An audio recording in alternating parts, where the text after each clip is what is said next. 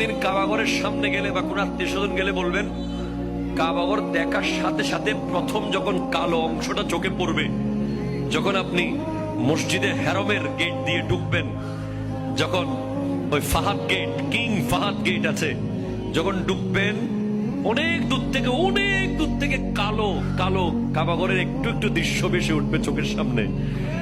তখন দোয়াটা করবেন, কি দোয়া করবেন কয়টা? যখন কয়টা? একটা দোয়াই কবুল হবে দেখার সাথে সাথে। কাবা ঘর দেখার সাথে সাথে প্রথম যে দোয়াটা করবেন ওটা কবুল করবেন কে? এখন শিখে নেন, অনেক মানুষ জানেন না হিকমত।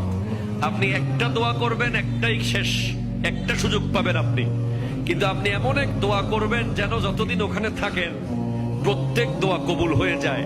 এই হিকমতি দোয়াটা শিখে নেন। আপনি বলবেন, আল্লাহ আমি 10, 12, 15 যতদিন এখানে থাকবো, যতগুলো দোয়া করব সব কবুল করে নিয়েন। দোয়া করছেন কয়টা? পাবেন কয়টা?